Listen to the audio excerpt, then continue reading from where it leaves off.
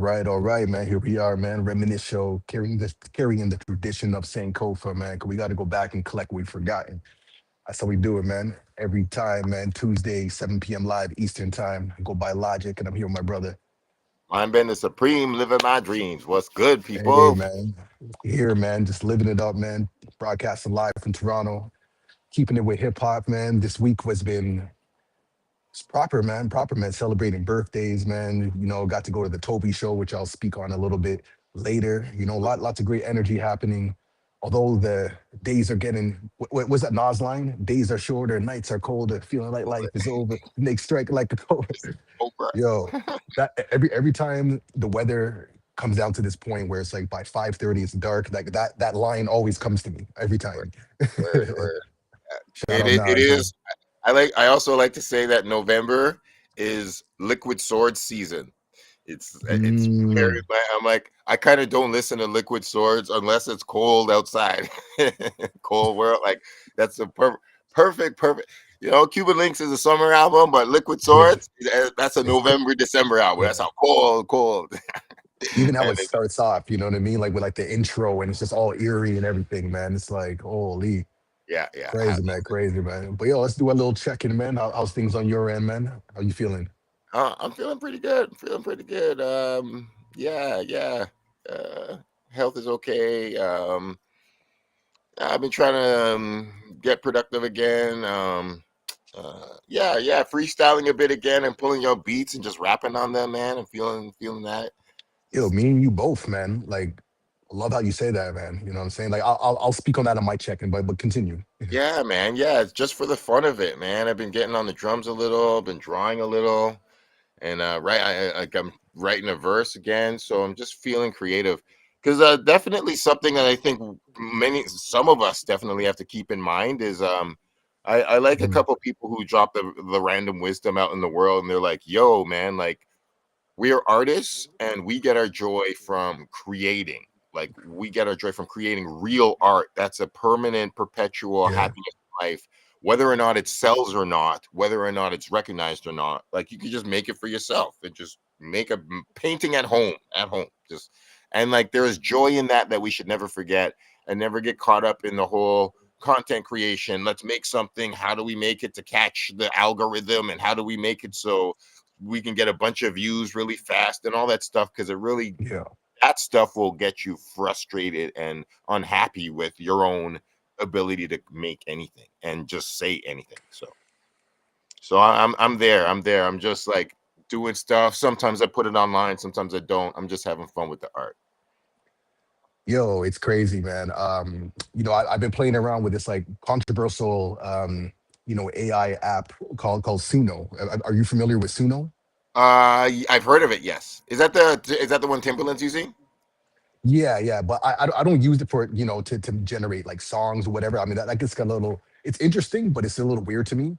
Okay. However, however, I have been using it to generate instrumentals. Oh, Now that has been very, very, very crazy. You know what I mean? So to go to your point about just like freestyling and rapping and just doing it just for like mental exercise, because I started thinking to myself, and this kind of came up recently when I saw a post of like Bahamadia and it reminded me of like this was Bahamadia was my very first official hip hop show that I've been to, which was at Elemental. You know word. what I mean? And I remember going there and I'm just like, yo, this is hip hop and just like the frequency of that where these artists inspired you to like look up words in the dictionary and you Yeah. know Yeah. um and to read books, there'd be all these different references. So that intellectualism of hip hop was very, very, very present. And I remember like those days we used to freestyle all the time. You know what I mean? We would like, bun our ting or whatever, and then got my brethren on the beatbox, and it was like an automatic. Like that was our way of socializing, our way of coming together. But Yeah. then I started thinking to myself like what that does for the mind. Like we were always activating our mind and steel sharpening steel, being witty Uh-huh. with our thoughts, like thinking critically, like trying to dissect lyrics and all these different things. So recently I've just been kind of using that as like my like daily routine, on top of like my like stretching and just giving time for myself. but adding on like the freestyle and just freestyle about washing dishes, cleaning the floor, like whatever thoughts, and but just keeping that energy alive. You know what I'm saying? Especially as we get older, you know what I mean? Like we got to keep our mind sharp. You know what I mean? And I think freestyling is a great way to do that. And it kind of Agreed. saddens me that a lot of people don't do that these days. Like freestyling is kind of like a taboo thing, or freestyling is like a pre-written verse, which for me, that's all it is a pre-written verse. Yeah. But like freestyling is off the top, like you're pulling. It's okay if you have the mistakes. It's okay if like the sentence structure's off. The point is it's coming off the top. Like you're literally grabbing information from the ethers and just Mm. pulling it down. Like that's magic to me, and we can't lose that. Yeah, you're right. And it's like that because hip hop is music. We know that. And we are instruments. So we are just carry on the tradition of a saxophonist or a guitarist or real musicians doing freestyles, spontaneously doing stuff. And it's Yes, not supposed to be perfect, it's in the yes. moment. It's a mix of chaos and a mix of order. And sometimes it aligns and sometimes it doesn't. And that's the great thing about it. And every time I actually saw somebody sent me today. Shout out to Karen Augustine. She sent me a Big L rap verse of he when he was in Amsterdam, and I never heard this verse in my life. And Big L is like, "Yo, I'm gonna mix some shit up. You never heard this before." And he's like rhyming a verse that you never heard before, and then he mixes it in with like an old DIDTC thing, and then he's just rocking the crowd with just like this live one-time performance energy, and it's Big L Amsterdam 99. I'm like, yo, this is magic. And like exactly what you said, You just being know, at like that steel sharpening steel is really something that we've lost. The last thing I want to say before I pass it out, I saw something. It's really sad. You're exactly right. Like people, most rappers don't freestyle off the dome anymore. And I saw some kid, some dumbest little fucking white kid talking shit. He's like, yo, scratching ruins songs. I don't like scratching. And I'm like, what's up with these people that are losing? it's a yeah. No, you're right though, right? Scratching is because, and especially if they can only interpret it as that, it's just, oh, it's noise, but they don't understand the mechanics of that. Like if you went to those DMC champion, you know what I'm saying, like battles, it's insane. It's like rap Olympic sport. It's a sport. Mm-hmm. But to the point, just reminded me of the times when like myself and Misery were performing together, and he would do something often that a lot of people don't know, but like it's only because like I roll with him, I know his songs and his music. But there'll be times where he would just be in the moment, and he would say his verse differently Mm. than the actual like recording. Like, you know what I mean? A different accent, whatever. But it just, to your point, like you're in that moment, and that's what you're feeling at that moment, right? It's about just like expression and whatnot. So it's not just about this repetitive way. It's like, you know what, I'm gonna say different, because sometimes as artists, we get so like bored with our own songs after a while. Like that's why artists want to keep putting out new stuff. It's like, I don't want to keep rapping the same song forever, and then if I'm going to do it, I'm going to remix it. And now as I'm talking, this kind of reminds me of like Lauryn Hill. Sometimes it works, sometimes it doesn't. However, from an artistic perspective, I overstand. But from Yeah. like a marketing perspective, it does not work. That's not, people want the package. They want the shiny shrink wrap and all that. You know what I'm saying? So I mean, uh, yeah, no, she changes it too much. There's a lot of times where I'm listening and I'm like, I don't know what I'm like. One, I'm thinking, is this a new Lauryn Hill song? And I'm like, two, no, it's not, because there was no announcement of a new song. And then two, I'm like, the chorus comes and I'm like, yo, that's everything is everything. What the fuck? Like this is some weird version. I've never heard the beat like this. It's like 15 BPM faster. What's going on here? But yeah, you're no, no people want something that like that's why people have choruses and songs. Like you want to return to something that's familiar. And it's like, mm, but at the yeah, same yeah. time, yeah, it's just that fine line of being like, all right, I've done the familiar thing enough. And just knowing when it's time to show that you have new skills. And people, Yeah, yeah, man, yeah. people need to freestyle more, yo. What's up with this? It's like, speaking of which, like, because I think this is a good like segue. I know that Righteous is going to be, tapping in. We got special guests coming through in a bit, but as we're talking, this kind of reminds me of spaces like the Hooch, and this kind of goes back to another conversation that we had last time about the lack of like third spaces. You know what I'm saying? Like where we have like our home, our work, but then where's those other places for community? And I think of like the hooch, it's like every Thursday, what I'm saying, like we would pull up, and there's always something going on. There's like freestyling, artists performing or whatever, but it was like a community where that you could sign up and display your talent. You know what I'm saying? Like, I don't know if any spaces like that exist anymore. Maybe they do. Maybe I'm just out of touch. Maybe the young people have something going on or whatever. But I wonder, I, has me thinking. I don't know. I'm not aware. I think I did hear of an open mic this year. Yeah, but I don't know if it had the same exact format. Not that it has to. There's multiple formats to open mics, but Yeah, I think I did hear of one that was happening in town, and I was happy with it. Do you want to talk about the Toby show a bit, or is Righteous here? Or yeah. We got righteous. We can jump. Have him tap in, and we can build on the Toby joints. But let me see here. Yeah, man, I believe in brothers right here, man. So we're gonna bring him in, man. Big up to the brother Righteous. You know what I mean? An OG in the Toronto hip hop game, man, who's like low key like a historian, man. Every time I build with him, he always yeah, got something exclusive to drop and giving context to certain experiences and things. 100%. And right now he's been on tour, he's been performing. I know you saw him the other day at like the legendary spot 333 Young Oh, Street, lovely. which we're gonna build on and talk on. And what I'm saying? So it's just been a pleasure. I'm going to bring him in with no delay, man. Big up, brother Righteous. Come through. Hey. Peace, what's going on? I Peace, got the What up, peace. Esther soldier? K Yeah, on. Yes, You know what I yeah. mean? sir, Had to man. represent. That's Trifecta. love, The man. next time I'm coming on, making sure you know what I mean. I have Love. one of these joints on. Couldn't find a pic though. Remember the old school flyer? Oh, yes. Yeah, Yes. one of these days, if worst case scenario, I have to take a pic, a selfie, and Please, then send it please. to you. And that was the first time I heard of Stolen from Africa. But I really believe I was down there one time with you and what's the name of the dude, man? Was hustling CDs. Georgie Porgy Oh, was down there. It wasn't okay. far So, from so my you're, music. yeah, man. Unknown Misery. The Unknown Misery. For Yeah. whatever reason, there was probably one time, but it was around that time I first heard of Stolen from Africa. You know what I Wow, mean? wow. So that goes Going way back back. to, and we were just talking about, so my mentor was, had like the hooch. The hooch was what was a spot where a lot of us, like we would be selling our CDs, on Queen Street. That was typically the spot where we're at. And then, from day till night, and then, we go to places like the hooch and just continue the vibe, you know what I mean? So it was really living the culture, all through and through.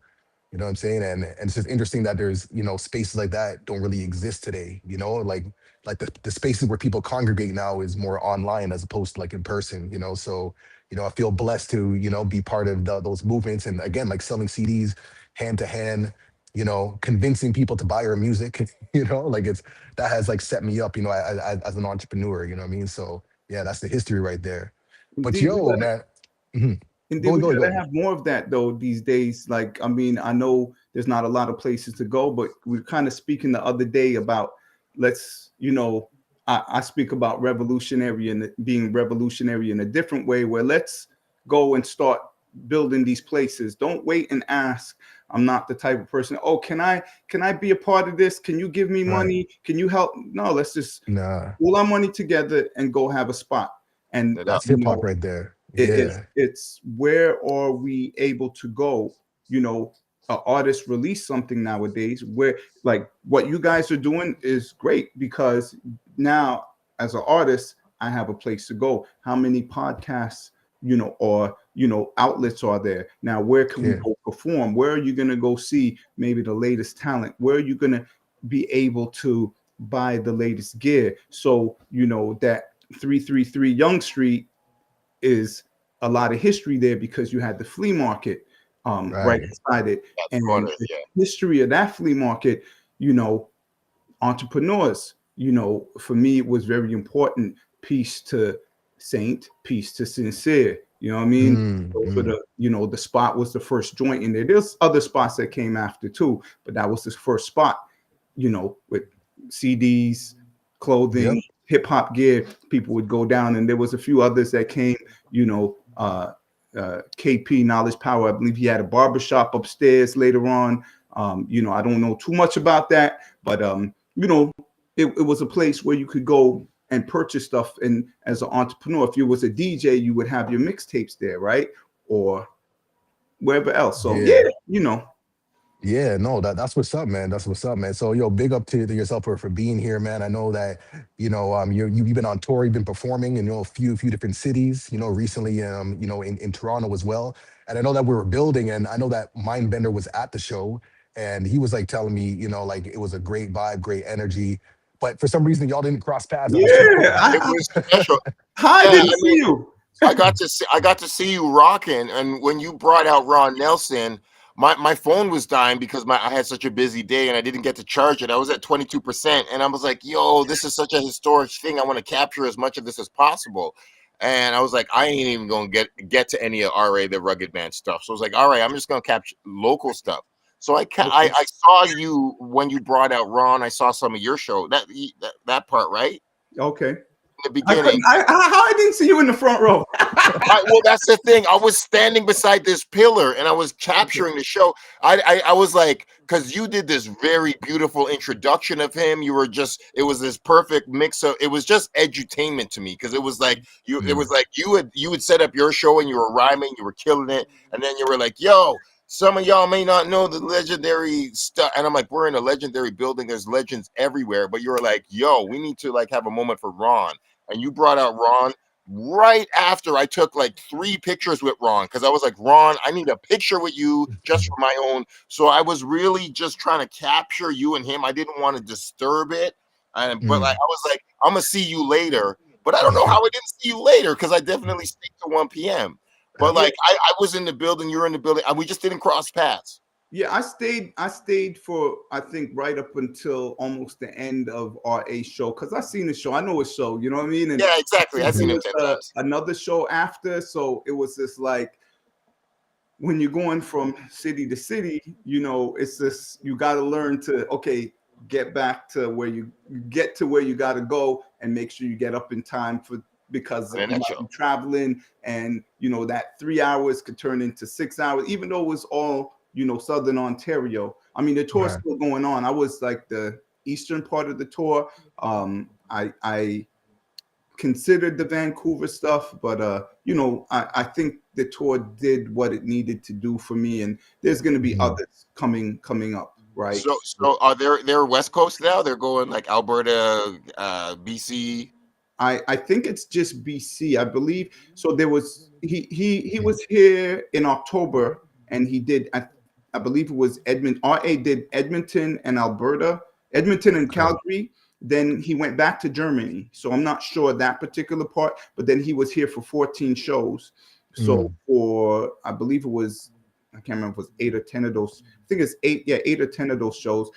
10 of those shows I was supposed to be on, 2 got canceled. So it was, I think, 8 altogether, something like that. I don't recall the numbers. And yeah, it was, it started off in Sudbury. I didn't know what to expect. For me, it was kind of special because the last time I mm. was in Sudbury, it was right before COVID, right? Okay. Okay. We performed and there was a few people that was there that recognized and at that time it was the second last show for my late wife Faith Walker. It was her very second last Mm, show in Sudbury, and nice. she had what Yeah. was it problems with the lungs and she went to the hospital and then the next day we're performing again and she had her lungs pumped and she's on Wow. stage at her very last show. So it was kind of like, how the Facebook memories Mm, come yeah. up. So it was like I seen a flyer right that day before the day I'm supposed to go on, and I'm like, Wow. what the heck?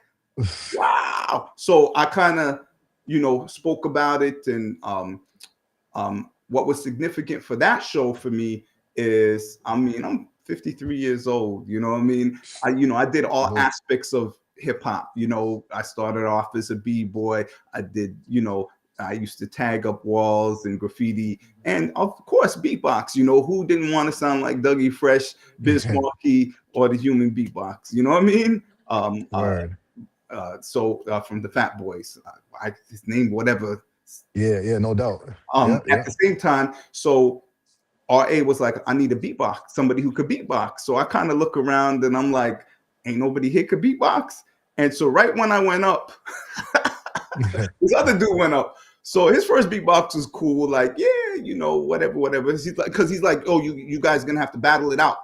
And I'm like, damn, am I playing myself? I can't, I'm not a beatboxer. I know how to do a little beat here. So we kind of go back and forth. And I'm like, yo, let me end this. So I'm like, wait a second. RA loves biz. So I did the biz. I was like, hey, like I put that in. And he was like, okay, you won biz. No. So I won my first beatbox battle. You know what I mean? So I could say that. And then so you know, shout out to Mickey O'Brien, you know, and all the dudes out there. There was like a lot of local MCs. And I had remembered him from the first time being there. Yeah, he brought me out there too. Yeah, I was gonna ask if you got to rock with Mickey. Were you at the office? No, it's not called the office, is it? The name of the venue? Yeah, what's I can't even recall the name of the venue. It was cool though, you know what I mean? It was a nice spot. And then the second show was in Barrie. So, you know, I think it was a last minute thing. Mishi Me's added to the show, and it was like, what? Wow, okay, looking forward to this. So I walked in and I heard Righteous, and it's like, you know, oh, Mishi, you know, I know Mishi because she was at my record release party this year. And so it was just, okay, I did a show with Mishi already this year. Now I get to do 2 shows with Mishi. I couldn't believe it. And, you know, just the acknowledgement, it just feels so great. And yeah, it was just an honor. It was an honor, you know, to rock out with her and, you know, see the performance, see her perform again. It was legendary. And, you know, Decisive was there. And I had interviewed him maybe in 1995. So I haven't really seen him since then. You know what I mean? It's 2025. You know what I mean? And he comes up to me, peace. And it was just like, wow, I couldn't believe that. And we were into Guelph. And Guelph was historic because there's a local crew out here called the KW Breakers. Right, so it's out my region where I live is, you know, Waterloo, and I guess they call it the Tri-City area. So Guelph isn't really a part of the Tri-City area, and maybe I'm wrong. So somebody could correct me. Don't be mad. I'm still new out here, and Guelph. So yeah, so we had for my radio show we had an anniversary party before that, and you know, we flooded everywhere with the RA, the Rugged Man's coming to Guelph. And so I'm the type, I'll go to each car and put a flyer and those sort of things. And they, you know, I have never met them, but I recall seeing them, and I'm handing out flyers in front of, it was a Talib Kweli show. And they're like, oh, okay, I think you already put some on our car. And it's like, oh, okay. So now they're actually at our anniversary party, and I'm like, hey, what's going on, y'all? And they're like, yeah, we going to that party. I remember we're hearing, and I'm like, they just throughout the whole party, they were just breakdancing. And it was just like, wow, the vibe, just to see that. Nobody asked them to breakdance. They just love hip hop. So I was like, you know what? Let me change how everything looks. So I said, you know what? I want y'all to come as my guests. Come through as, and they're like, huh? Well, there's 10 of us. I'm like, yeah, just come through as my guests. It's all good. They're looking at me strange, like, you want me to come to the RA, the Rugged Man concert for free? And yeah, I'm like, come through as my guests. Because I wanted the vibe to be hip hop. You know what I mean? A lot of times you'll go to an event.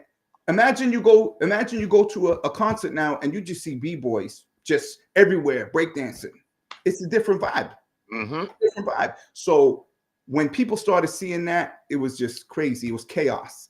And we had shout out to Mozzie. I believe he's from Def Jam. He came through to rock. And the Real Sick. So the Real Sick is like the hottest battle rapper right now. Dope MC. So it was good. It it was really great for that. Shout out to Analog Sound System as well, who put it on, and there was help with individual by Yenny, and shout out to Irena. Those are the people that helped put on the show in Guelph, and it was through a company called Dippin' This and Daps. If I don't Oh mess yeah, up. yeah. Right. Yeah. So those are the So ones, and they have a thing where I guess I wasn't there for it, but Mindbender, did they have that in Toronto? Did it have a thing I with think they did, but I missed it too because when I came in, Citizen Kane was on. So okay. I think the Distant Daps part I saw on the flyer that was at 8 o'clock and the show Okay. started at 9. Yeah, so they did their thing, and you get to see local talent who might not necessarily come out and do their thing. So, I seen this dude that's in our region. Oh, amazing at freestyling. Oh, I was like, wow. And like, I'm like, make sure we link up before you go. You know what I mean? And you see people who might not beatbox, those sort of things, just different talent, right? And sometimes they're not all good, sometimes they're good, but you get to see, people locally that you might not see, or maybe they might not have the money or may not have the know-how to go to a recording studio, record, or who to connect with. There's a lot of people that have talent, but if they have a 9 to 5 or they have struggles where they, what, I gotta feed my family first before I could think about that, right? Mm-hmm. So yeah. And then obviously the next thing was the Toronto show, and it was just like, wow, I can't believe it. I'm actually going to perform and do a show with Citizen Kane and Mathematic. I had met Mathematic. There's a yearly anniversary hip hop party in Jana Finch in November. So it was almost 10 years ago. We met once, and Born King always says to him, supposedly, and I had said it to him too, yo, Righteous needs to be on the remix for Because I'm Righteous, right? So yeah, it was honored to be there for that, right? Mm-hmm. Yeah, so yeah, it was just so historic where it's 333 Young Street, the old HMV. I'm thinking of Supreme Being Unit. You know what I mean? Right? I didn't know you at that time though, but I remember Nat had your CD, Mm-hmm. right? Had Mindbender CD for his Supreme Being Unit. nah, And that's the foundations right there, yo. yeah, and it was just thinking about the times where there was, I can't remember everybody's name though, because we're talking 30 years ago plus, at the corner of Young and Dundas, selling clothes, selling incense, selling the oils, having books. You would go and you would buy your book. If it wasn't on a Tuesday, maybe on a Saturday night, there was Rockwell Jeans, there was Licks, Wow. right? That Licks, I miss it. That whole area is just changed. I mean, we took a picture after, and I was like, damn, this looks like Manhattan now. Like, it's just all those stores gone, and it just meant a lot to me. It was important for me to do that show. That was one of the shows. I was a little nervous. I'm not gonna lie, just because it's been a long time coming for me. I felt like there were some things that I should have been a part of years ago, and I wasn't. Right. And shout out to Lifted who hooked me up for this. Yeah, shout out to Liver. Uh, So something really I want to build on, because we spoke on this previously, myself and Bender, talking about like ageism in hip hop, yeah, and just like you speaking about like some things that maybe could have done earlier or whatever, but now you're doing it now. We have like Ron Nelson also like performing, in his 60s, and he has like his decade and whatnot. I'm curious to know like your perspective, on that, like just being still doing the art because you love it. It's as we know, like hip hop is a culture, something that you live. And what does all that mean for you right now, like still putting out music and just to be able to do what you're doing right now? well, to be able to do what I'm doing right now, it's always going to be a hobby. It's always going to be a hobby. Um, it's sad that I feel our culture or our genre, or however you may want to call it, of hip hop is put into a box where, oh, it's for the young men, it's for the young boys, right? And I've heard different scenarios where individuals say it could be a situation where, why don't we have it, you have soft rock, hard rock, thrash, this, Contemporary. right? And I mean, maybe that's what it should be, right? What I do, I consider traditional hip hop. I I'm from the Mm, golden era.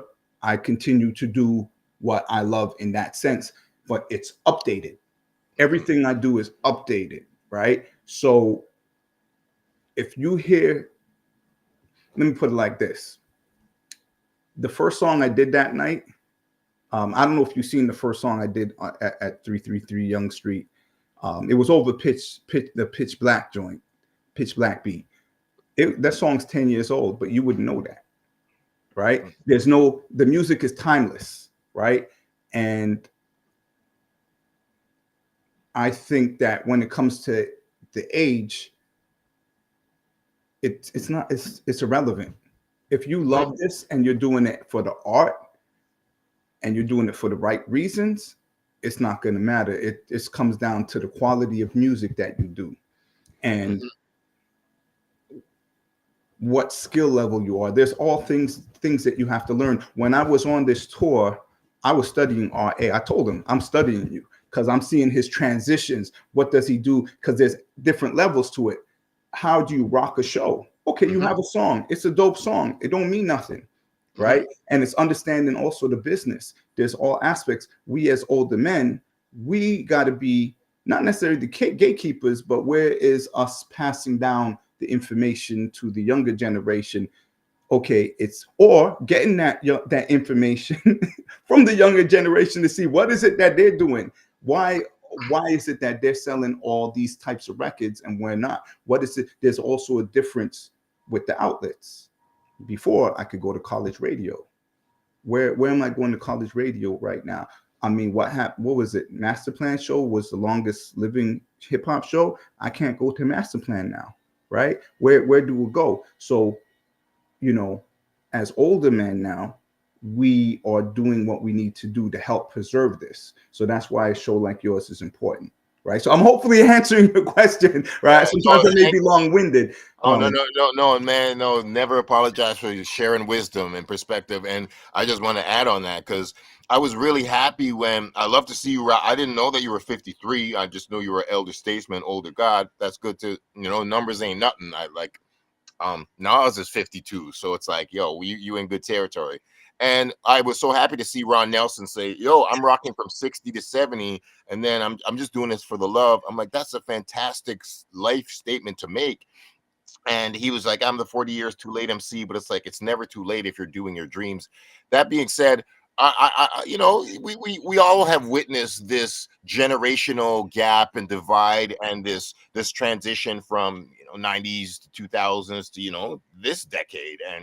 And there was like the Ice T Soldier Boy debate when Soldier Boy was calling Ice T mad old and irrelevant, and now Soldier Boy is irrelevant, and Ice T has relevancy in a new way, and they're like generational divides have split up in so many ways. It's like we definitely can learn from these kids because these kids are on this super tech wave, this modern wave, all grew up with technology. And at the same time, y'all kids can't be the hip hop tree and reap the fruits without knowing the roots and the foundation of where it came from. Never in the history of life has any culture preserved by looking forward and never knowing where it came from. And it's like, this is black people, kids. Like y'all, I've been seeing some of these clips where they go up in a high school, like a modern high school, and they're like, do you know one song from the person on your shirt? And they got like a Tupac shirt, and they're like, I don't know. And they're like, yo, what do you think of the Wu-Tang Clan? They're like, Wu-Tang what? I'm like, yo, y'all don't know.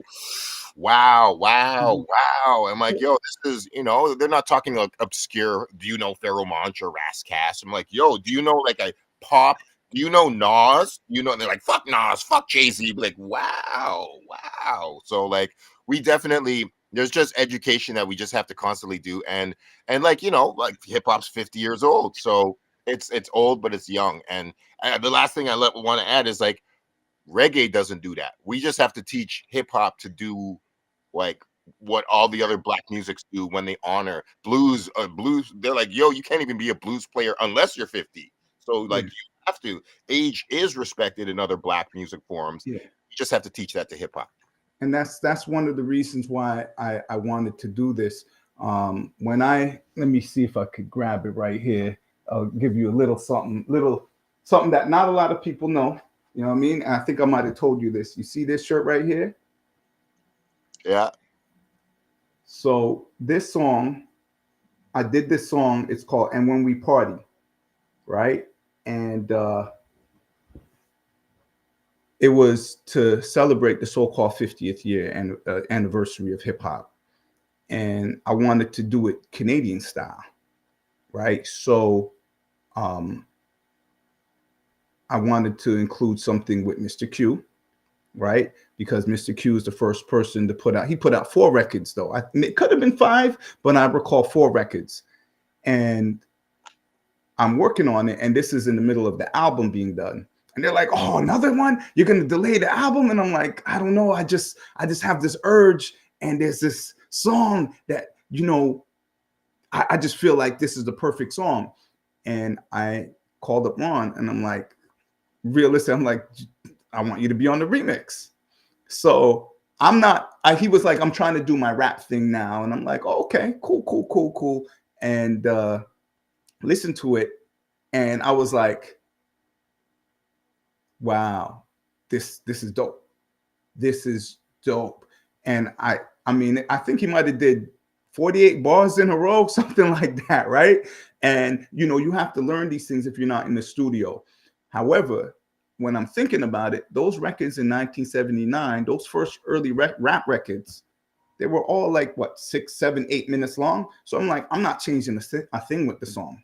We're gonna Okay. keep it like that, Yeah. right? So the point that I'm trying to get to, as you know, I'm long-winded. The song came out. We shot a video. It was like a roller skating party. You could always look it up on YouTube. And it was, I forgot the historic place in Mississauga. Roller. You recall what the roller skating place? Scooters. We shot it at Scooters, right? And hopefully it's still open. They sold it and it's planned to close it down. So you might not be able to roller skate there every game. So there was the AGO. You know that thing they had a couple months back, the AGO, where they had the exhibit with all Canadian The hip picture, hop. yeah. So sometimes people ask me, "Why aren't you in it? You was there. Why aren't you in it?" And so I'm like, I don't know, I wasn't invited. It's all good. I don't felt like I did anything significant. I'm realizing I did back then because there's proof. The proof is in the pudding. You go back and you research 93, 94, then I'm relevant. But if you don't know me, especially then, and this is where stuff gets lost, right? So they took the pic. So I'm like, yeah. And somebody's like, "Wait, Ron's wearing the shirt. Ron is wearing the shirt," right? I'm like, "What the heck?" So I'm in the pic. I'm not there, but I'm in the pic. So, one way or another, it made. So what I don't think they know is that they got Mr. Q because Ron wore it to support Mr. Q, because nobody really bigs him up, as unless you go back. Some of us talk about him, but he's not spoken about enough, right? And he's not here. All that history is gone. I mean, I think his son is around, right? But to get direct information from him, that's lost, right? So hopefully it can have an impact so people know who Mr. Q is, right? And yeah, it was important to put Ron on this record. And instead of the remix, it's a single. I was like, "No, well, this is a single. It's not even a remix. The remix is something else," right? So, he's given so much. And what people also fail to realize, he actually put out a record in 1980. So he's actually the second person to put out a rap record in Canada. So yeah, bit of history. Right. We're speaking about history, No, it's a reminisce show. So that's what love we it, do. man. No, we No, need that. We need that's that. all it is, and Yeah.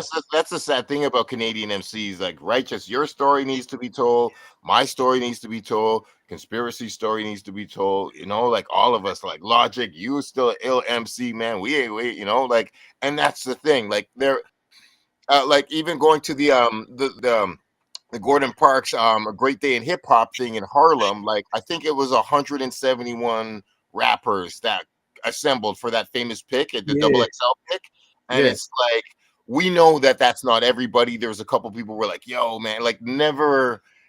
That's like the bittersweet truth about any attempt to kind of encapsulate the entirety of the culture. I don't think there's anywhere, no website, no book, no picture, nobody has ever gotten the A to Z of Canadian rappers, and not even just rappers, but like the culture, rappers, DJs, MC, graph artists, dancers, versus American. Like, so whether it's like just New York or the whole East Coast or the whole country. So that's the important thing, why each one of us got to keep doing our damn thing, because it's like, yo.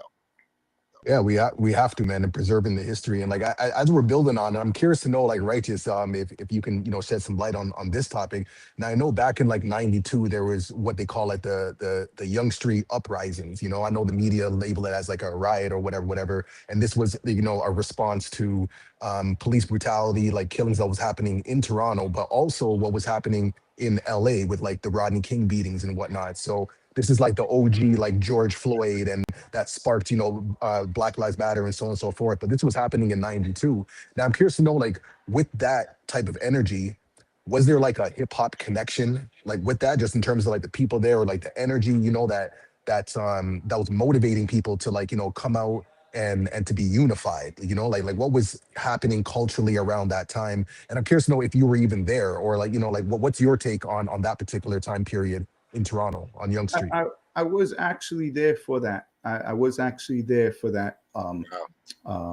And I remember going down to Eaton Center, and the next day at school, I seen you on TV. I can't remember word for word what I said. Maybe one day footage will come out and be like, that was Righteous back then, and he said that. And I would definitely say I'm in a different frame of mind than back then. However, hip hop was definitely an influence. You know, firsthand, I've experienced, police brutality. I have a different frame of mind. I have to reiterate, because I have a different outlook now than before. However, when you're experiencing these things, and your first interactions with police are negative, right? You may grow up with a negative outlook towards them, right? Not all police officers are bad. Not all police officers are good. You have good officers and you have those who really want to be there to help. You have those who don't, right? I think one of the things that inspired me to go down there was a situation before with my mom, where I may have been, what was it? My sister was coming home from work, and she couldn't get in, so she broke into the house. I'm not going to get into more detail, but the police ended up showing up. Remember they used to have the Metro Pass cards? So my mom showed her Metro Pass card coming home from work, and they're like, that's not you. They called the police and put her in the back of the car. You know what I mean? So which caused my sister to not get in. And, you want to use the bathroom. It's your house. You're going to try and get in, right? I'm out there hanging out, playing football. And so I come home and I hear all this and I'm vexed. And it's not the right thing to do, but, as a young man, you don't know better, right? And, the police came, and I'm turning on NWA. The police, you know what I mean? And I'm like, get out of my house, I could have a temper, right? That could have turned into something different though, right? I wouldn't recommend to do that. However, that inspired me. So you see what happened with Rodney King, and your first instinct would be, okay, what did I experience, right? Could that happen to me? I know many people that this has happened to. I need to stand for something. I'm not going to take it anymore, right? And I don't remember too much. I remember maybe somebody threw something in the window. There was fire. I don't think it was as big as it was sensationalized on the TV, but it was sensationalized because of Rodney King. And, there was a lot of tension. I remember some people with masks covering their face because they didn't want their identity shown. It was very tense. It was very tense. It was very, very tense. But when it comes to hip hop, I mean, you would have, trying to remember the name, I think it was You Bad. It was Motion and all them. They, I'm not sure if they were doing anything at that time, but I could have the times incorrect. I don't recall anyone specifically coming out locally with hip hop, but hip hop was more of an influence because of what those records that were already on the radio saying, right? So you might have a Public Enemy song or NWA song, because when you think about it, or what was it? Main Source. That would be my favorite Yeah, friendly game of protest. baseball. Friendly Game of Hip Hop, right? Yeah. Those would be my favorite songs. So I think more or less, for me, it was embedded in that sense. These were the protest songs that stood out, where it's like, yeah, I get what he's saying, and I'm glad someone's speaking up, right? And that would be the major influence. So it's kind of twofold. Whatever you experienced, and whatever hip hop you may have been influenced by, or what was not necessarily played on the radio, but you go and buy the album and you listen to it, and a lot of that's missing, right? It's I can understand why there would be a pushback as well. Me and a brother named S came out with a song called DWB, Driving While Black.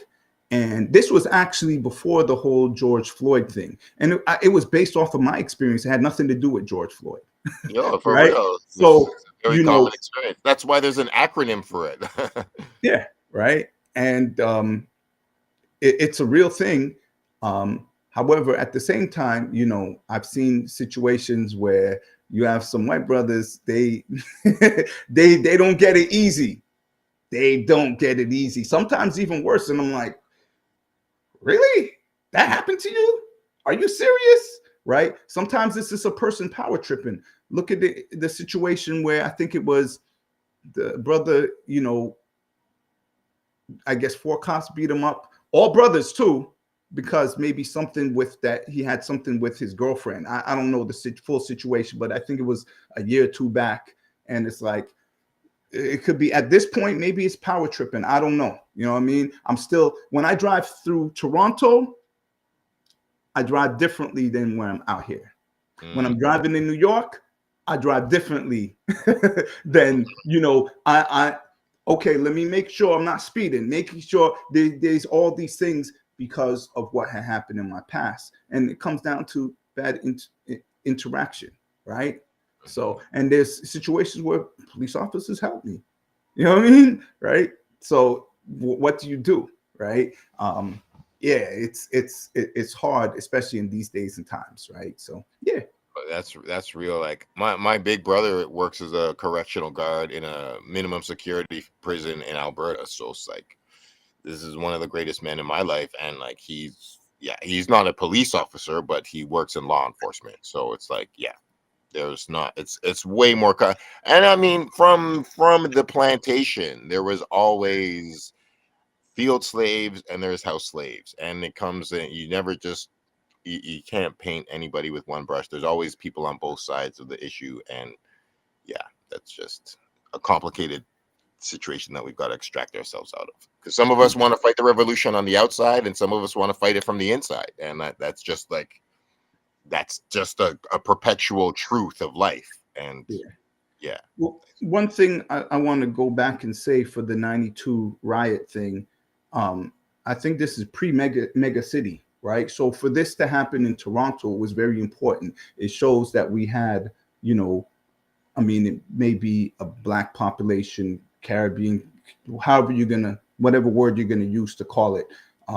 It was important for us to go down there.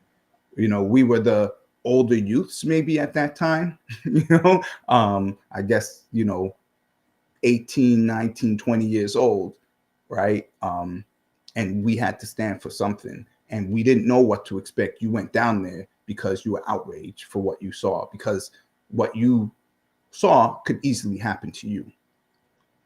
Right? And you hear stories for a reason. And my question to everybody would be, why was there so many songs of protests about the police then?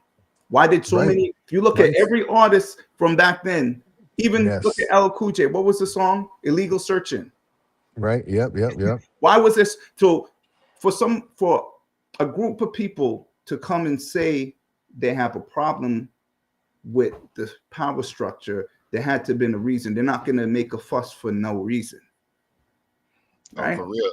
Because for every one or two songs, there's 50 or 75 assaults and robberies and police misconduct cases and police molesting women and abusing them. And how many women are like, yo, the cops did shit to me and I can't report it. Like, Mhm. yo, that just, there's so much griminess. Yeah. But so you're speaking about the classic area, and you did say something about that show that night that I'm glad you were at, and I had a busy day, and it was really on my agenda to rush down and get to what, as far as I know, is the first rap concert that did happen at 333 Young Street. I haven't seen any other thing. I don't know if other things have happened that they call it the Raven, apparently, Yeah. Yeah. and I so I used to work in that building in 1998. That was my first job when I came to Toronto, working at 333 HMV Young Street in the info desk. I met so many connections that I still have to this day. Uh, I saw the Roots there. I saw Herbie Hancock there. I saw like so many legends came through that building. I saw Kanye West there for the first time. Wow. See, And I left the city at that time, so all what you're telling to me, I'm hearing for this for the first time. I had no idea they were all there. oh wow, that because I was just gonna ask. Like the other wild thing is, and I got to share this story is when I worked in that HMV building, I have a very distinct memory. So they have the dope thing is they had the concert venue in the basement, and they Mhm. had that HMV venue, the logo still on the ground Yeah. there. Yeah. Like 25, 30 years later, I am not even lying. I shed a tear when I was standing over it because I was like, this is amazing. This is why we hold on to history.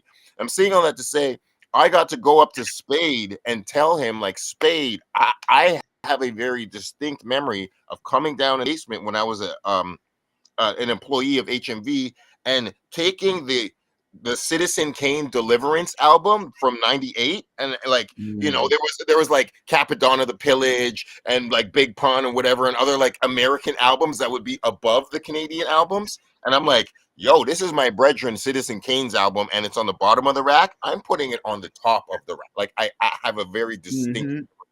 And I was just gonna I say all that to I'm say so I got glad that you did that. I would that's the kind of shit I would do. I'm like, yo, y'all need to look at this Canadian shit more, man. Yo, we dope too, man. Buy our shit. And it was a major step forward because Barrett, like that was one of the first albums that even had national distribution. And I was so proud of Citizen Kane at that moment. Like I very clearly remember that. So I'm That saying all album that is to say, fire, yo. yeah, and it was a great album. It was like just a great moment in Canadian hip hop. So I was saying all that to say I was going to ask if you had any memories of that HMV Young Street Um, besides just rocking there um on Sunday. I would say, just going there to buy music. I knew Nat and Nick. Yes, What's from Nick's Lao. group? From Lao. What are you Oh, talking legend? it was Lao. now, but Nick Rose. was part of the grassroots. So Yeah, this is yeah, before Lyle, right? But yeah. yes, this is before Lyle. So I knew them, and yeah, just going there, and there was I believe I had a few things distributed that I was on a few compilation albums that were out. They weren't big compilations in Canada, but they were distributed through HMV, right? So I don't have anything significant except, it turned into the spot where, you know, I went from CDs, vinyl to CDs. And I was kind of one of those people that are like, yeah, I don't want CDs. I'm vinyl. I'm vinyl. I actually Yeah. got CDs, but I didn't actually have a CD player. I still had turntables until I didn't buy a CD player till like 2000, 2001. You know Yeah, what I mean? for So real. then Yeah, hold back. Yeah, hold out. I Yeah, was yeah, still going to but I was like, I have all these CDs. Let me start going back and listening to them, because I never had the opportunity. But yeah, I would say this time here was the most significant. This was my in-store. oh, word. This was my in-store. That's what I would say. This was my HMV in-store, That's funny. So yeah, there's nothing that stands out more. It was the flea market beside. I was just about to add on that, like build on the flea market, because I know that you know some of the history. Me, I came later on in the game. Like, I definitely been to the flea market. That's where I used to get my cassette tape mixtapes and whatnot, and other things and what have you. But can you like break down some of that and what the flea market meant from like a cultural standpoint in terms of just like hip hop, Black identity and this, what was happening in Toronto at that time? So what was happening in Toronto at that time? Um, and I'll expand based off of my history. I ran a company called Extra Large Promotions. And so my kind of claim to fame was I was known more as a promoter at that time than an MC. There was people that knew me as an MC, but I was getting older and I was like, well, how do I promote myself? I'll promote parties, right? And that's how it came to be. And so you'd meet people along the way. So Young Street was very important. In front of Eaton Center was very important, right? It was just an important place to be. Right. If you wanted to know what was happening, you would go down to Young Street. That's where teenagers congregated. So I can't remember the year, if it was 91 or 92. So please excuse me. But maybe it was 92. There was a store called Hardcore, the hip hop store that opened up on Young Street. My affiliation to the store was my cousins. I had two cousins that opened it up with Big Apples, right? Sincere and Saint. So they opened up Hardcore, the hip hop store. There was also one in New York as well, Brooklyn, New York, near Foster and Flatbush. There's like a YMCA up the street. So there was two stores. This is where we brought Wu-Tang Clan. So this is the only time that you guys, and this is how I kind of started speaking with y'all to tell the truth. The first time all members came from Wu-Tang Clan. So the Hardcore, the hip hop store was open. And from that, there was a separation of some sorts. I was actually looking to open up a booth in the flea market. I was actually still going to school. So at that time, so I was like, my cousin was saying, well, it's time that we separate. We're going to do our own thing, something to that effect. And he said, I'm looking for a place. And I'm like, well, I was going to open up a spot there. Why don't you come down and look at it with me and, you take it. So he took it. Right. And that's how it started.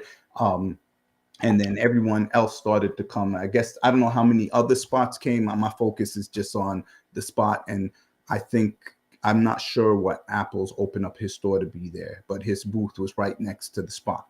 So it was hand in hand, but it was like all love, all family at that time. Right.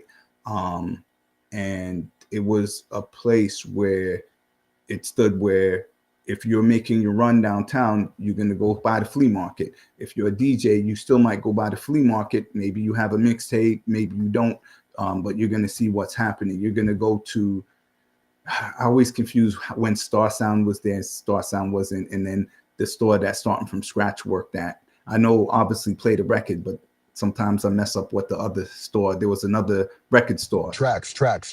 Yeah. And then I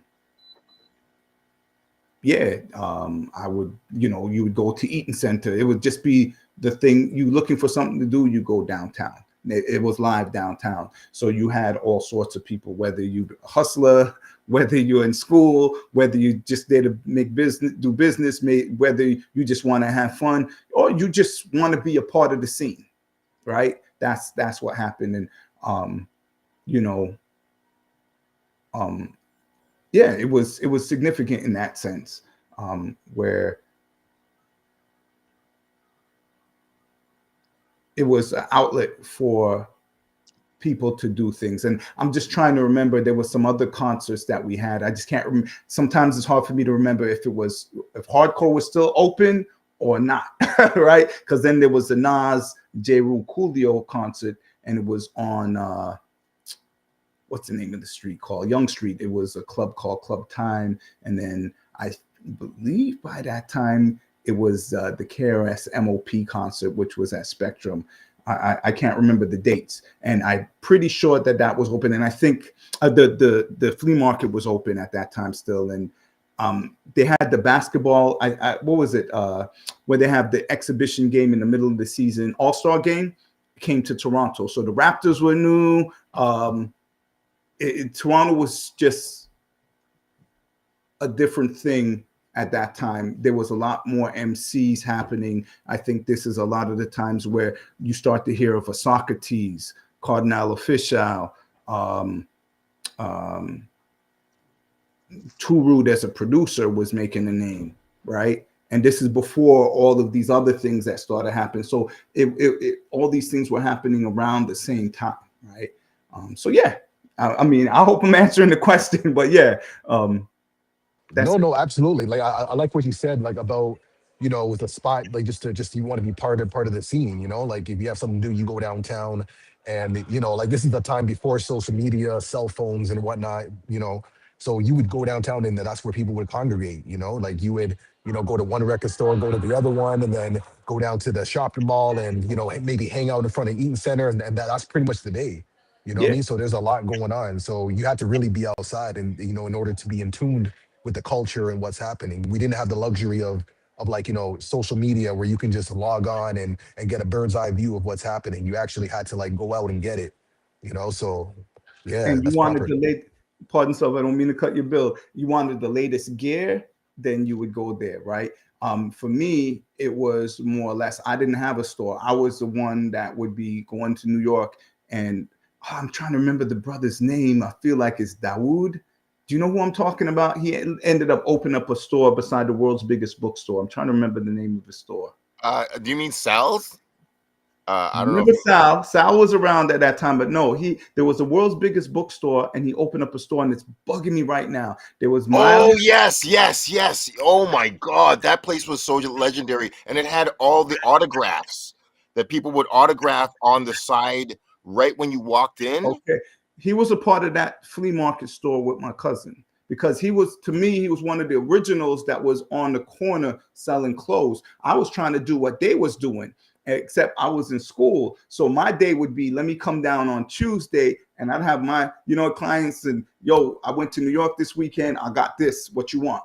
I got this. What you want? You know what I mean? And that's basically it. I mean, if it was these days and times, SFA would be bananas inside there. Everybody would be buying an SFA hoodie. I guarantee you. You know what I mean? You see everybody, and you wouldn't have time for the podcast right now. Mm. You know what I Yo, mean? I'm so glad you brought that up. That's gonna bother me for a while because they used to sell sneakers and mixtapes and stuff at that store, right? The one beside the world's biggest, the one you talked about Yeah, there. I just can't remember, but he was a part of that What? and it was hilarious because I knew him for years. And one time I'm in New York, and I think somebody knocked on the door, and I open up, and it's him. And I'm like, what are you doing here? He's like, yeah. And I'm like, yo, I'm like, to my uncle, you know him? And I was in New York making my rounds, picking up clothing and going back. So it would be Friday night, drive to New York, Avenues of Americas, Broadway, pick up all the stuff that we need to sell, come back Sunday, be in class Monday, half sleeping, go to sleep Monday night, study, do whatever. Tuesday, normal day. Tuesday night, as soon as school's done, head downtown. Who wants this? Who wants this? I got this. I got this. Or some people would be giving me orders in advance. Yo, can you get this? Can you get this? Because they ain't got it here, right? Fire, I think, and I'd have to speak to my cousin, but I even think 40-ounce bottles somehow got into Canada. You know what I mean? fire. And people were buying. I never sold it, but I think it came to a point where people were ordering 40s, whether it be at Hardcore or the Spot. I can't recall. And then yeah, and then I remember when the news came that they're closing down the flea market, and then everybody kind of dissipated, went separate ways. It just wasn't the same. And so I think it was maybe, I don't remember the year, if it was 2000, 2001. I came back to Toronto, one of those times. I just can't remember the year. And it was just, things were just different. I don't know. Do you guys recall when the flea market was gone. And when did HMV? HMV was still there though, wasn't it? When did Yeah, HMV close? HMV was there in 2000. Yeah, it was still there. It was there till at least 2010. It was one of the Yeah, last. By I by remember. by that time, Sunrise had gone. Yeah, Sam's was still there, but Sam's died like at least 3 to 5 years before HMV was gone. But yeah, the mixtape store besides World, I don't know if World's Biggest was still there, but World's Biggest was also closing down. yeah. And that mixtape store, I was in there on one of the last days that it ever existed, and I took a Mhm. whole bunch. I wanted to rip the wall out because it had this legendary wall that had all these autographs on it, like Canadian autographs. I never forget. It had like Ghetto Concept and Jellystone, but then it had like Method Man and Nas. Like it literally, it was this. I'm like this. You need to not. This autograph wall needs, and it was as soon as you walk in the store, right on the left hand side, it was mad autographs, and then it was all the sneakers and the mixtapes, and I was like. I took pictures of it. I know I have the pictures still, but like I know exactly what it was. And I don't exact like yeah, things just kind of died one by one in that area, and it's just it all just turned into a mall. It's funny because, and I'm bringing this up for this whole conversation. It's like full circle. So R.A. the Rugged Man, it's my favorite song from him. And shout out to R.A. the Rugged Man. If you have a chance, maybe you're on the West Coast, make sure you go check out. He has one of the livest shows. No, I'm just telling you what it is. I was just Top studying. five. Like his show is so Top live. 10. Yeah. For somebody to get me from the audience to go up on stage and beatbox, you got to be live because I ain't gonna do that for anybody. You know what I mean? Yeah. That his show is that live. I'm telling you right now, R.A. the Rugged Man show is that live. If you out in the West Coast, make sure you go and see it. Anyhow, he has a song. It's my favorite song from him. Is Definition of a Rap Flow. Right. If you have a chance to check out this, it's a great video as well. But it's a great song all over.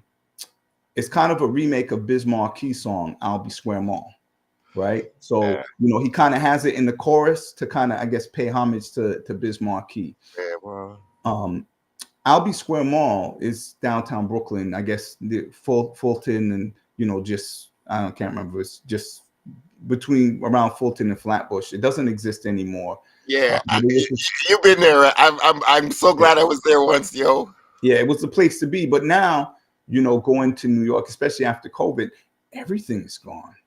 Everything that on Fulton Street is gone. Dr. Beach Street's J's. gone. I'm sitting there like, where's my Vim? Where's my Dr. J? Yeah, where is Vin? What Where's happened? Beach Street? Yeah, Everything, you know what I mean? So, I guess good old gentrification, yeah, and it kind of appears like that to me downtown when I go. At this point, when I was downtown, I felt like a foreigner because I'm like, this is not the Toronto I remember.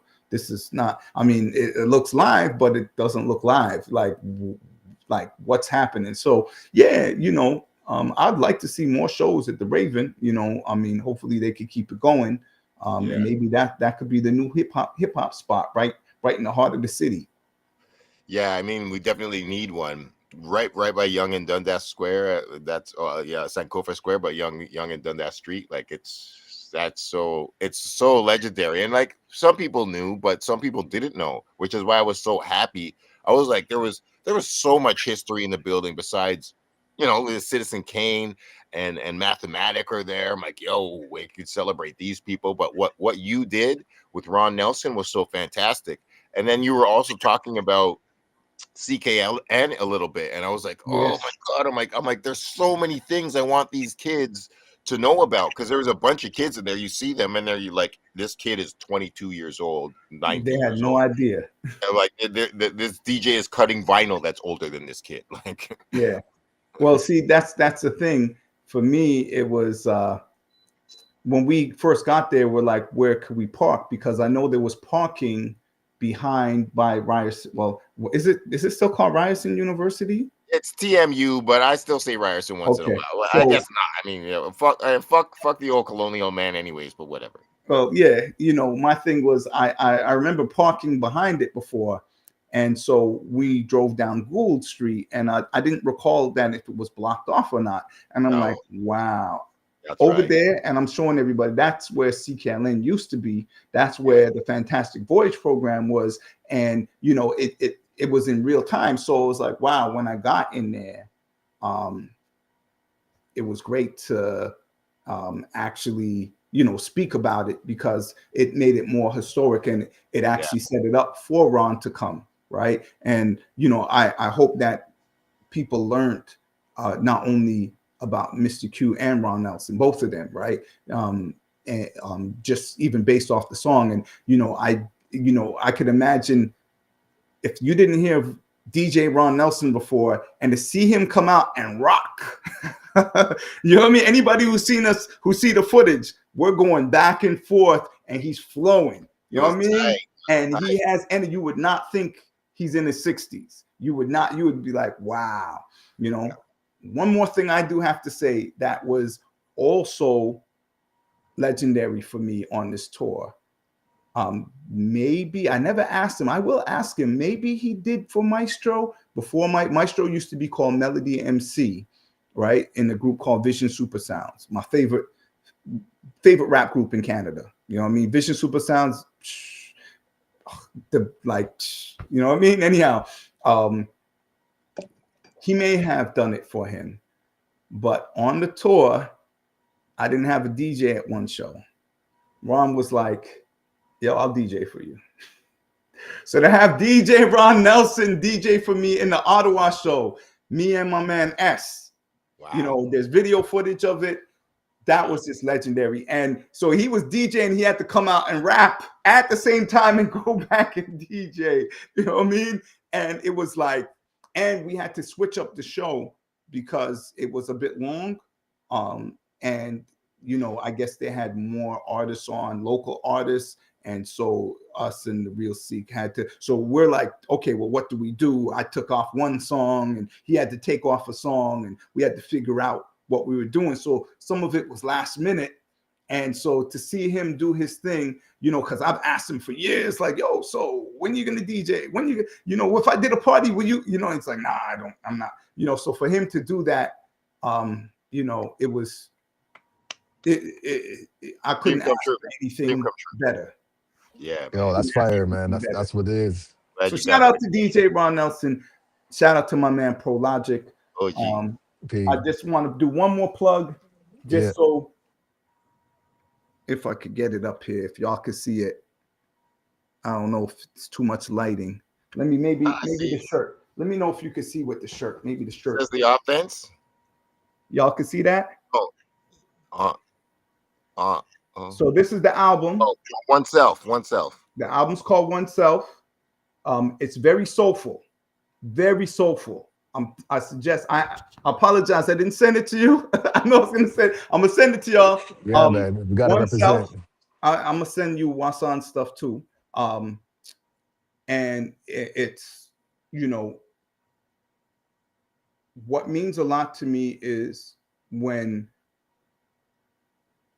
people could come up to you and say it meant they heard a song on it and it touched them. Right? It hopefully both men and women could learn from it. It's from a male perspective when it comes to relationships, right? Yeah, we need that. We need more of that, where people aren't getting married these days. You know what I mean? You have situations where you have young men and women growing up in single parent household, and it shouldn't have to be like that. I mean, due to certain circumstances, I get it, but at the same time, like, yeah, it's very important. So this album, that was me, a picture of me in Brooklyn, New York, 1979. So with the afro and everything, and it was in that year was actually my grandparents' 50th wedding anniversary. Right. So I come from a background where, I've seen successful marriages. I've seen, or unions, however you want to describe it. Even, I haven't had a chance to meet him yet. I have an uncle who I believe he's 103 this year. Wow. And so they moved him to Florida. He was married to his wife for over 75 years. Wow. Right. So this is what that album's about. And it's a maturity in hip hop. I'm not going to talk about, how I'm a drug dealer and this and that. I've been through certain things in life. Okay, let somebody else rap about. Let me rap about something different that I think everybody could relate to and needs to be there. No doubt, man. Right? Like it's disgusting to think we're all drug dealers, and it's ridiculous to reduce us all to just street. It's like hustlers. Like for sure, hip hop, you need like a quick mentality, and a lot of us hustle to get our first tapes or CDs or first foot in the door or whatever we had to do. But we all grew and whatever, and like hip hop is supposed to turn into folk music now, into storytelling music, and like. We are having our elder statesmen, too many of us die in, it's not Biggie and Tupac, like, Sean P and Prodigy died in their 40s. And, Mm-hmm. like sometimes when rappers die to me, I'm like, I cross my fingers and I'm like, I hope they weren't murdered.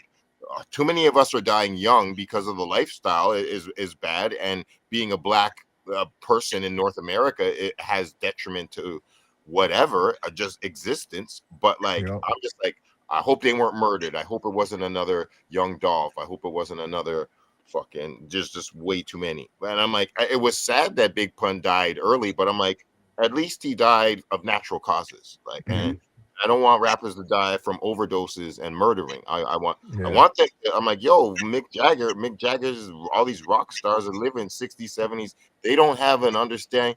The culture is way older than our culture, but hip hop has a way deeper understanding and a relationship with death than any music culture I've ever heard of. And even Mm-hmm. though there was people dying over in disco in the 70s, cocaine overdoses and shit, I don't think it was like this. And like Yeah. it's just so good to hear you just grow, and we just be like, we need songs about marriages and relationships, and it's like, yo, if kids, you want to do some untraditional stuff, like some kids may not be getting married or whatever, but like rap about your, like, the community that you love, like Yeah. not about individualism and selfishness, like, because that's never been us. And hip hop isn't an individual thing. There's no way in the world. You need all of us. You need listeners. You need DJs, you need business people to make anything happen. So it's always been about community and connection and long-term, like, real relationships. Or Mm-hmm. else or else all of us were just recreating every fucking hood movie that we saw, Mm-hmm. that were like, yo, look at Juice, look at New Jack City, look at fucking all of them, look at, that's all of us. And then they all die, and we don't want that to be us. The lesson Mm-hmm. is to not recreate that. That's why Yeah. we're Yeah. telling that story.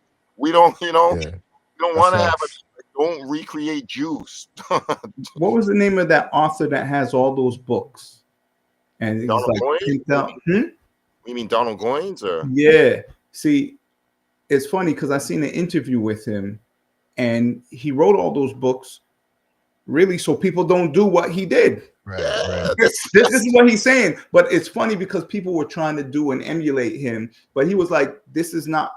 I wrote these books for you not to do what I'm yeah. saying, right?" Mm. And so it's just funny that you brought that up, and it just kind of made me think about him in that sense, right? Um, and yeah, one other thing, isn't it Hip Hop Appreciation Month this month? It's not November Hip Hop Appreciation Month. Y'all know? I I think I think it seen is. something. I think, yeah. Y'all I think it confirm is. that? I'm pretty sure I've seen it, but I haven't really gone back. So bad on me. But we doing it now. You know what I mean? So That's it's a it. good thing. You know what I mean? So this all went down in Hip Hop Appreciation Month. All what we speaking about. So we Right. reminiscing, but it's past, present, in the future. There you go. Yeah, I have to. Hey, see? Indeed. I took like 4 of them. I'm like, yo, I need to get a picture with Ron. Like, Indeed. I've got a whole bunch of memories with Ron, but I'm like, I don't care. I need to document a few of them at least. And I'm so happy that you have that video of you and Ron rocking in Ottawa. Like, those are so crucial. It's Yeah. whether or And not it goes online or not, just for you to have that for yourself. I truly understand the value of that. And I think he posted it. Maybe not the Ottawa. I don't know if anyone posted the Ottawa show, but I've seen different posts, and I think what was really good for me for that is to actually see people who I don't know tagging me, and stuff like best performance of the night, enjoyed this song, what was this song. There was people like the Ed OG song that I did. Shout out to Ed OG and G Dot and Born. People actually going online, looking it up, coming to me at the show. Is this it? Yo, I love it. And it was like, wow, just the power of performing. For me, I was like, okay, I need to promote the album. I haven't been able to penetrate. You know what? Let me go on tour. Right. And it's hard as an artist because streaming, what you don't get paid. No, nobody gets Nah, paid no off one streaming, can. right? So to go on tour, have people buy the album, you know what I mean? That's Cash it. money, and actually get fans, real fans who are going to stick with you and follow you and support you. So, we're talking about putting something together for artists where you come out now. Okay, here's the circuit. Jump on the circuit. Here's an opportunity to get in front of you, right? In front of people, because that's ultimately what you want to do. This is an art form that we love, but where's the structure? What was the word that they use? Unless you try and water down your stuff, I'm gonna do what I do because I do. Now, who could promote it the way the music that I push, the culture that I put, who could promote it where I don't have to change anything, right? Where's the outlet for that, right? So you come out with something, yeah, there's the internet. How many times am I gonna post my video on Facebook or a snippet on Instagram, right? So yeah, I kind of like to push the narrative where we need more things like this. So when artists come out, we have a place to go, right? Back in the days, there were so many promoters: BMW, REMG, Right. Ron Nelson. Shout out to Al Capone. His name don't get mentioned enough. For those, Al Capone was there. He's after Ron Nelson. Break it down, man. Break it He down. was there. You know what I mean? His name, for whatever reason, I don't hear his name at all. You know what I mean? And he actually brought me on my first tour. You know what I mean? It was with a group called Self Defense. I'm like it might not have been a big tour, but to perform in front of an audience, okay, I live in Toronto at the time, and I'm going to Pickering. Pickering is just a hop, skip, and jump away. But you tell, a 16-year-old person who never been to Pickering before at that time is like, whoa, okay. Oh, I'm going to Guelph. I'm going to this other city to do shows. I'm going to be in Flemington Park. And it's hilarious because it's not hilarious, but for me, it was significant because I'm going to Mission Me's very first record release party, which was in Flemington Park. You know what I mean? And to be able to perform in Flemington Park, to perform in the jungle, to be at a Jane and Finch party, to be, you don't hear these things now. Where are those parties? You don't hear artists talking about, I actually performed in these places. I performed at Oakwood and Vaughn. I don't know. Maybe I'm wrong. You know what I mean? I don't know if there's community things. Maybe I could be wrong. Don't quote. If I'm wrong, somebody let me know. But that's my experience. This is what I actually been through. Right. So, word. I'm glad you got to represent it, man. True indeed, man. True indeed. Indeed. Well, Yeah.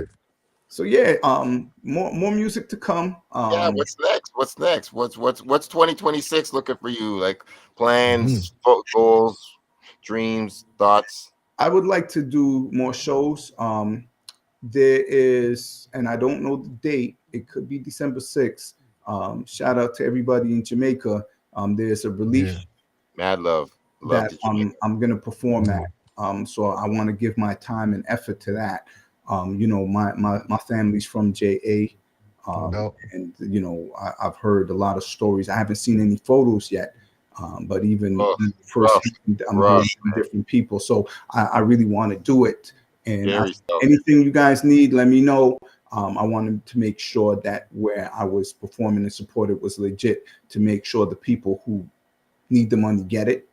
Or make sure that so I will be promoting that. And then I think I have a show that's already booked for March 14th of next year. So from there, I'm planning some shows and some tours. I'll definitely tap in with y'all about it. But there's definitely going to be another tour coming in the spring, and Mhm. there's some events. I have a series that I that is called Night of Hip Hop. Okay. So I will be continuing that. It may be monthly. It's either monthly or bi-monthly. Just depends on how busy I am. And it's about 5 groups. It's a concert, right? So it had TNF on both of them. They were the headliners for the last one. For those who don't know, shout out to TNF. That's Thrust and Frankenstein. So Okay. they have new music out right now, and yeah, just to be able to rock shows with them has been great. There was S. I'm trying to remember who else. There was Mishi Me on the bill. Pro Logic. Pro Logic is a staple out here in the Mhm. Tri-City area. He put out an Yep. album called Beat Down Invasion, and I think it was '97 or '98. Um, um, I'm trying to think who else, but yeah, this Night of Hip Hop is gonna expand all of Southern Ontario. So yeah, if I could get it up to once a month, yeah, Mind Bender, I might have to get you on one of the joints. You know Mhm. what I mean? We'll I'm see. ready to rock next year, yo. I'm coming back to Yeah, the stage next year. Just and just give me a time and date. this is something where I'm going back to my early days as a promoter, right? Right. And Proper. I'm glad that I had that experience to do what I wanted to do now. And that's kind of how I got on to the tour. They were like, they wanted to bring Rugged Man to Waterloo. I couldn't find a venue, so um, I found a venue through a mutual friend. Shout out to Analog Sound System in Guelph. And so Mm. I was like, I'll do it under the condition that I get to jump on the tour, Mhm. right? So And we worked out the business, and it worked out for me. So that's um, hip hop right there, man. That's hip hop. Make it yeah, happen, yo. yeah. So yeah, next year a lot of stuff coming, videos and more music. There's a few projects that I'm completing in the next couple months. Right now, the tour is done for me, so it's back to the pen and pad, pad, Right. and studio. I'm actually probably gonna hit up the studio tonight. You know what I mean? Keep it moving, Still keep it going. moving. Well, yo, big up yourself, man. You know, you've been real like inspirational just hearing your story and just like your longevity, man. It's a marathon, you Hmm. know, and like you said, man, this is what the culture looks like. We live it, breathe it, and it continues, man. So, you know, big up for coming through and sharing your story, your wisdom, knowledge, and understanding. Yes, And sir. yeah, man. You know what I'm saying? I'm looking forward to the new year. You know what I'm saying? Like with some of the stuff you're gonna be bringing, gonna look out for the music videos and all that stuff, man. So big Yo, up Righteous, man, for pulling up. Well, I just big up. want to say thank you very much. I don't. This is like the second interview I've done this month. I don't do Word, interviews much. It is what it word. is. But I appreciate you guys both of you having me on your platform. Much love and respect, and yeah, just the only thing I would ask, just keep doing what y'all doing with this. That's Like, it, man. I know I was the dude online, everything. Yeah, yeah. I'm on the road these days, so I can't be online Yeah, watching the show. But I'll try and tap in more often now that yeah. the business has changed for me. So a night like tonight, I get to pick and choose. It was just like you hit me up and you're like, you're on at 7. I'm like, oh snap, okay, yeah. Let me make sure I get Yeah. everything ready to jump on, and that's it. So yeah, appreciate both of you. Um, uh, Shout out to, can I give a few shout Of outs? I course, know man, of I shouted course. out Oh, Yeah. no people, but problem. just one big shout out. That's They might look community. at this at the end. You know how Yeah. some people just scroll to fast forward to the end. Shout out to Lifted. Shout out to Pro Logic. Shout out to Elena Calvo. Shout out to Street Hop, my show every Thursday, 10 p.m. RadioWaterloo.ca. I got to get you Thanks. back on that show. We never even did the Let's interview. let's go, man. Let's Yeah. go. And shout out to everybody on the One Self album, the whole family. uh, I don't know if there's anybody. There's anybody I'm forgetting. Okay, if I forgot you, I do apologize. And yeah, shout out to everybody on the tour. And shout out to my man Freedom out in Vancouver, who's going to Yeah. represent for the Gods on Earth out there in with the RA show. I believe that is Saturday. It's in today, tomorrow. I don't know. Tomorrow. Damn, I think it's tomorrow. I think Vancouver's Just like tomorrow. that. Whatever. I Okay. can't remember. I'm still trying to calm down Pushing through. from No all this doubt. excitement. No So doubt. No yes, doubt. thank you once again for having me. No And problem, right? Just thank yeah, you for bringing your I'll wisdom send you and your guys the memories. album. And anything you guys need, let me know. And yeah, I'll Yeah. let you know. I'll Yeah, man. We'll definitely. appreciate it, man. And yo, I'm coming for more hoodies. I told you, I'm Got you. coming for more Yes. hoodies. Thank you for Yeah, the yeah, thank you. I appreciate Yeah. it. More hoodies. Appreciate the love, man. Love, love. yeah. All All right. right, Benda, I'll let you do the closing. You know what I'm saying? Any last final words? Hey, yo, we just appreciative to have real hip hop in the building. Thank you, Righteous, and shout out to all the people who've been there from time. We all 70s babies, 80s, 90s. We still living it to the day, 2025 and on. So that's what the Reminisce Show does, and that's what we will continue to do every Tuesday. Logic, they're out. That's it, man. Enough love, man. This is the Peace. Reminisce Show, man.